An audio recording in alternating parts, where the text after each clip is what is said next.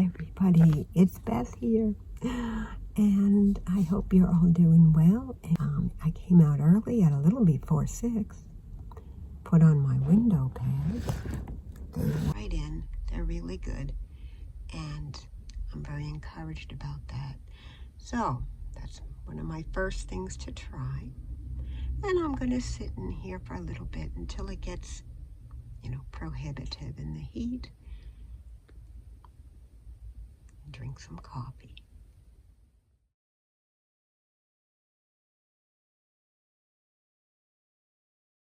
And I certainly don't want to forget to say thank you. Wow, I have incredible viewers, and I appreciate your caring about me, all the tips and information, the kind comments and offers. It's really blown me away and really touched me. So thank you. Thank you. So I'm very encouraged. Now, I wanted to try a practice run next week, but you know what? There's nowhere local. It's too hot. It's going to be 110. Now, I was thinking, I'm ready to even try, an overnight parking one night, but I can't. I don't think I'm going to be able to get to a campground. They're too far away to get cool. To go all the way up to Flagstaff at least. It's going to be, next week is pretty brutal. So, like I said, 110 are the highs predicted here. So even an overnight, like at a, parking lot where they let you do overnight parking, I'm ready to do it. But it's the heat. I don't really want to be in my car because my plan was to not be in Tucson in the summer, and my heart goes out to, I want to say my heart goes out to those who are, and on the street and in vehicles, and they didn't choose it, and I understand. I'm lucky. I may be, people are going to consider me homeless when I do this, but it's okay. It's all words and labels, but I want to say that this gives me appreciation for what I do have, and I know people are suffering. And in this heat, to be in a vehicle here, I can understand because, all right, I have my apartment. I'm lucky, very lucky. Okay, I can put on the AC, and I have an apartment. There are people now living in Tucson that don't. And whether they're in a vehicle or living, in the washes, it's very, very bad. And I see them, many people here. So I am not insensitive to it. I don't feel, okay, let's just leave that there. But, I wanted to tell you too, while I'm not in those dire straits, and I'm grateful, I am at the end, kind of the rinse. I can't afford it. It takes everything I have, and then I really am struggling to, do the other things of life. I live only on Social Security, and, I worked my whole life, but it doesn't give you what. Yeah, it's just, I'm grateful for it. Oh, yeah. But that's why I'm going to try this alternative lifestyle. That's how I see it for a while to get back on my feet. And anyway, just wanted to say a few words about that. But I am a generally optimistic person. And that's why, in my last video, I was, feeling very optimistic about it. But it wasn't that I didn't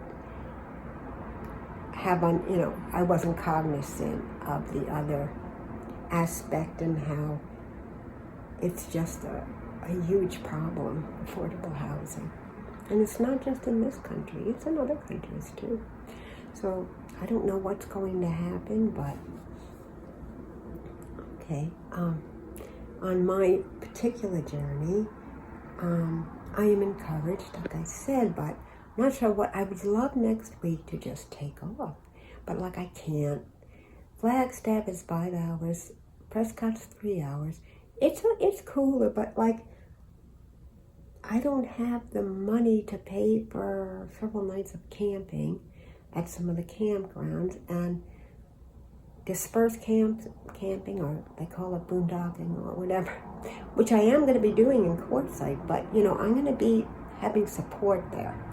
Not that I'm going to like lean on people, and I'm educating myself now and figuring out what I'm really going to need. Shade is something. I think I have to get an awning for my car, or a chair with an awning. There's going to be, got to create shade. So anyway, and water. So I'm step by step. I'm jumping ahead.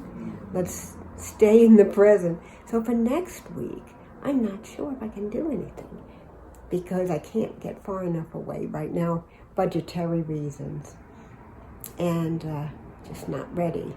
So I was thinking of doing an overnight tonight.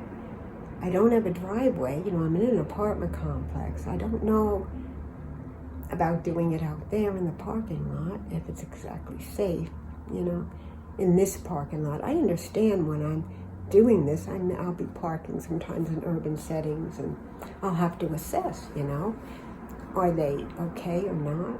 I know of a few that are okay around here, but it's just very hot in the overnight even, and I'd have to keep the window cracked. I think it's you know, sometimes it doesn't go, it stays in the 90s for a good part of the night. Right now, it's a bad time of year. So, but I'm simulating as much as I can. Okay, so what I actually did was, I packed all my clothes. It's in that duffel bag in packing cubes. And in that suitcase, I think I'll bring this suitcase. It's a small one. I have my more warm things like hoodies, a winter jacket, and things like that. And then to the right of that is a bag I'm going to use, that grayish bag, for like the gym and showers and stuff. So that's my like bag for that. And here, I'll show you my, so today, you know, I'll show you. Clothes down. So I went in the closet to get dressed, and then I remembered, no, you'll be living in your vehicle. You have to go in your duffel bag and get, it wasn't that bad. I have it organized in the cubes. I'll show you. So yeah, I've had these for many years. These are not compression cubes like they have now. These were from eBags quite a while ago. I even showed these when I was doing minimalist videos back in the day. Got a little one. Works perfect. My tees, shirts, and things are in here. Oh, and then my slacks are in the biggest one here. Sorry about this. But you can, here, let me show you. I still have these. They're in great shape. Nothing wrong with them. So I'm using them. Pants and slacks, smaller items, and tees and shirts. It works really good, and it all fits in here. So yeah, I just went in it and got my clothes this morning. So I'm doing that, and going through everything. I've already donated some things to Goodwill, and I'll show you what I'm doing in the kitchen. So I put my kitchen supplies in that bin, and there's my cooler. Has nothing in it now. It's the same one I had when I was in Florida doing the hurricane prep. It's a Coleman. Yeah, it's not one of the extreme ones that they have now, but that can keep it, your stuff cold for 2 days. But this does pretty good.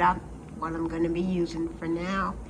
And here's my water, which is like I would have in the vehicle right now. I wouldn't have a different, just going to do the jugs for now. And I realize there are better ways.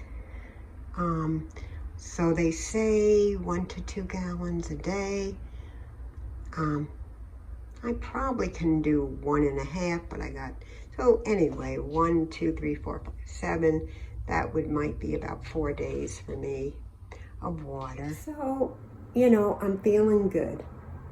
I won't keep going on, and I hope this isn't too lame because I'm not like in the vehicle yet, but I'm doing the best I can to prepare and going in the vehicle, you know, early morning when I can, maybe late at night. Maybe I'll go tonight here in the parking lot, see how hot it is in there, like at 9 or 10 o'clock, and just for my own, but we'll see. I'm going slow, I'm going to be careful, take care of myself. Thanks for your kind words. I understand, you know, I really, really appreciate it. Take care, everybody, and I'll see you in the next video. Have a wonderful day. Thanks for watching.